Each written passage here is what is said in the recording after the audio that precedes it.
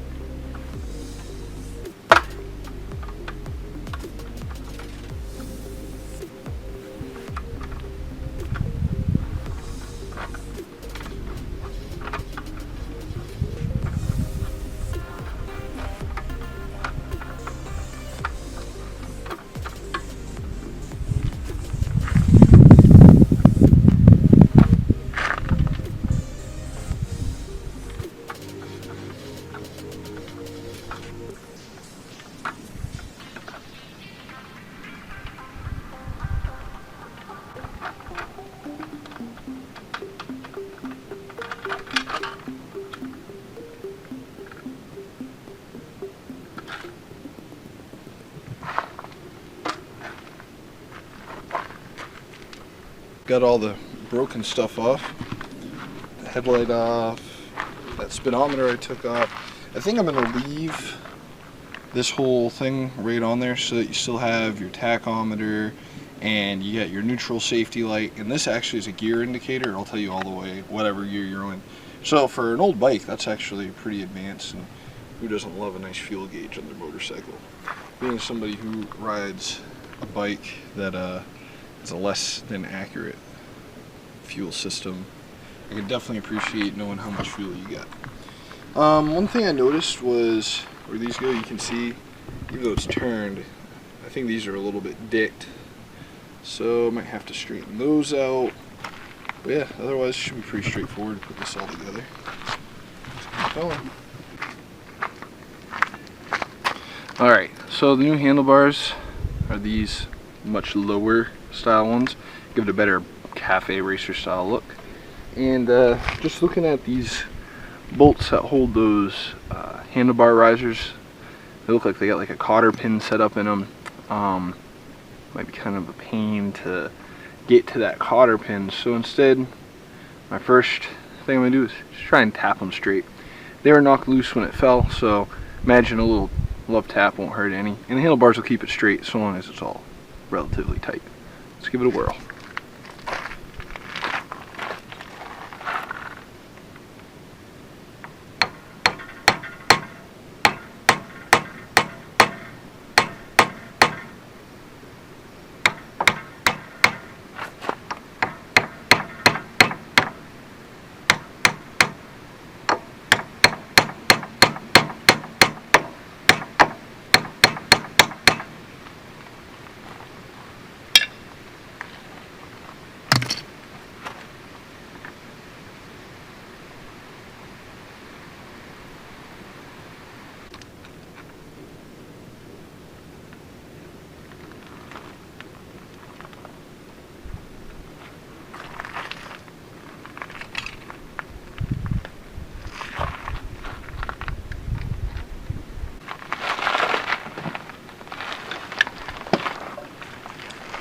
Gonna try and make sure that the position is right on these.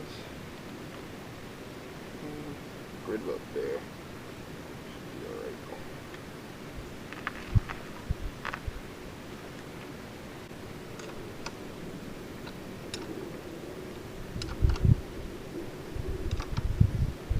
That's a much better feel too.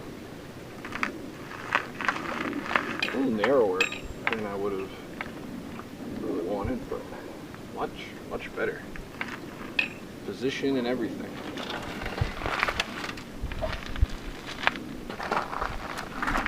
I think I'm gonna actually take this whole gauge twister right out of here. It doesn't look that good now that I got these lower bars on it.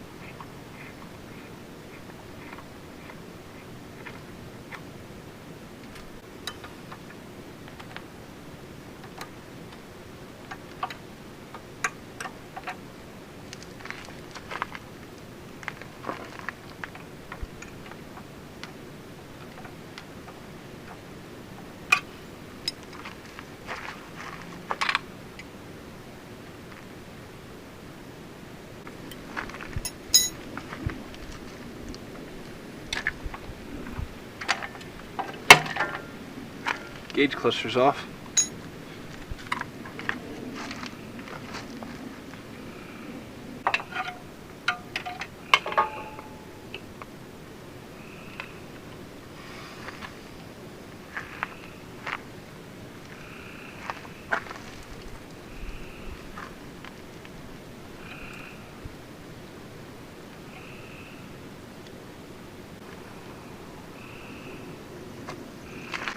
Alright, so now what I'm going to do is go ahead, this is the new headlight going on it.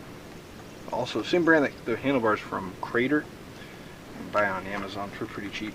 I turn this key on, which will make the headlight wires hot, and I can test the wires that are on the bike against the wires on my new headlight to figure out which way it's got to go. Pretty much, you know, common. This has a black wire, which I'm guessing is ground, but sometimes it's not. Sometimes like yellow is, but we'll find out soon.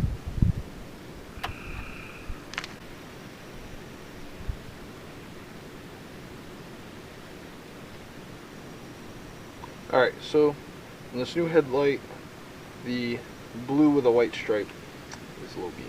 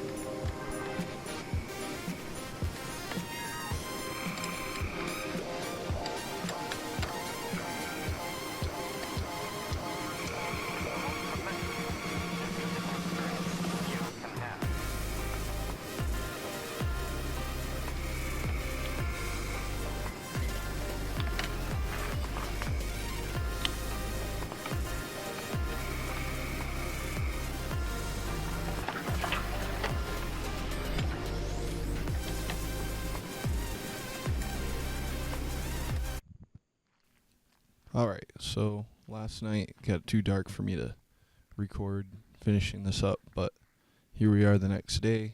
Everything's all done. Still want to tighten up some of the cables and wires, but essentially it's good. The bike looks way better than it did even the day we brought it home. Here's some before and after pictures of it. It's a huge difference between what it was and what it is now. Thanks so much for watching my video, and if you like it, give it a thumbs up, subscribe, and comment. Let me know what you want to see and what I could do better. Thanks.